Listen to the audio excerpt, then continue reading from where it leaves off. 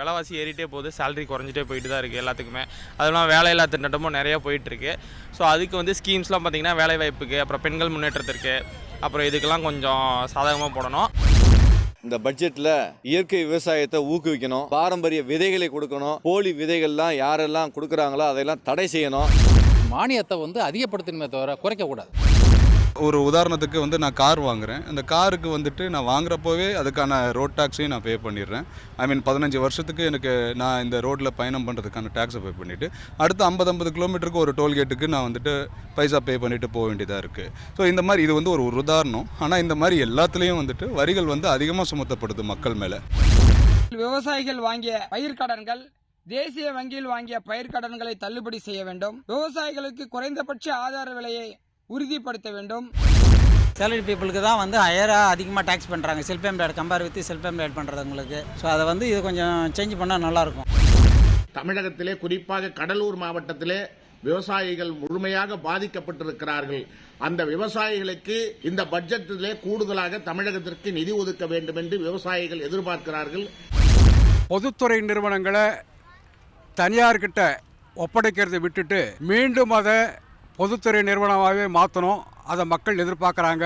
நடுத்தர வர்க்கத்துடைய நலன்லையும் கீழ்த்தட்டு வர்க்கத்துடைய நலன்லையும் மத்திய அரசாங்கம் தீவிரமாக கவனம் செலுத்தணும். எந்த பொருள் தான் கரண்ட் பில்லை ஏற்றுறாங்கோ, வெங்காயம் தக்காளி விலை ஏற்றுறாங்கோ, பூண்டு எந்த நல்ல நாங்கள் 500 ரூபாய் கொடுத்து வாங்கி சாப்பிட்டுக்கிறோம். 1 கிலோ பூண்டு 500 ரூபாய். ஆண்டாண்டு காலமாக நாங்கள் போராடிக்கிட்டு வருவோம். 5 ஆண்டு காலம் போயிடுச்சு. இந்த மறுபடியும் 5 ஆண்டு காலம் வந்து அவங்களுடைய ஆட்சி காலத்தில் வந்து எங்களுக்கு இந்த வாங்கின கடனை முழுமையாக தள்ளுபடி செய்யணும்னு நாங்கள் ஒரு கோரிக்கை வைக்கிறோம். எங்களுடைய கோரிக்கை நீண்ட நாள் கோரிக்கை. அந்த கோரிக்கை பயன்படுத்தாத பிளாட்டினத்துக்கு வந்து பார்த்திங்கன்னா 5% வரி. ஆனால் நம்ம எப்போவுமே நம்மளுக்கு தேவையான அத்தியாவசியமான ஒரு ஹெல்த் இன்சூரன்ஸ்க்கு வந்து பார்த்திங்கன்னா 18% வரி.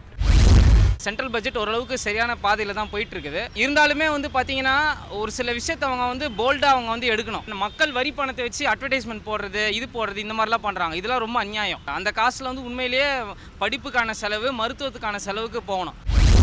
மின்சார வாகனங்களுக்கு விதிக்கப்பட்டுள்ள வரியை இன்னும் குறைத்து மின்சார வாகனத்தை ஊக்குவிக்க வேண்டும். மின்சார உதிரி பாகங்கள், பேட்டரி மற்ற போன்றவற்றிற்கு வரி சலுகை அளித்து அதை ஊக்குவித்தால் பொதுமக்கள் அதிகம் அந்த வாகனங்களை பயன்படுத்துவார்கள். இப்போ ரயில்வே நலனில் உண்மையிலேயே மத்திய அரசாங்கத்துக்கு அக்கறை இருந்தால் மீண்டும் ரயில்வேக்குன்னு ஒரு தனி பட்ஜெட்டை உருவாக்கணும். ஆழ்கடலை மீன் பிடிக்கின்ற பொழுது மீனவர்கள் மாயமாகின்ற பொழுதோ அல்லது விபத்துக்குள்ளாகின்ற பொழுதோ அந்த மீனவர்களை தேடி உடனடியாக மீட்டு கரை சேர்ப்பதற்கான ஒரு ஹெலிபேட், ஹெலிகாப்டர், கடல் ஆம்புலன்ஸை மத்திய அரசு உருவாக்க வேண்டும் என்ற கோரிக்கை வைத்திருக்கின்றோம். ஒரே ஸ்லாப் ஜிஎஸ்டி எல்லாத்துலையும் எல்லா பொருளும் கவர் பண்ணுற மாதிரி இருந்ததுன்னா that will be useful for the people. 60 வயது கடந்த மீனவர்கள், ஓய்வு பெற்றவர்கள், வயதானவர்களுக்கு ஓய்வூதிய திட்டத்தை மத்திய அரசு கொண்டு வர வேண்டும். அப்புறம் இந்த கோல்டு பாருங்கள், கோல்டெல்லாம் ஒரு நடுத்தர மக்கள் வாங்க முடியுமா? கீழ்ப்பட்ட மக்களுக்கும் பிரச்சனை இல்லை, மேல்மட்ட மக்களுக்கும் பிரச்சனை கிடையாது. சாதாரண நடுத்தரப்பட்ட மக்களுக்கு அந்த பிரச்சனை இருக்குல்ல, அதை இறக்கணும்.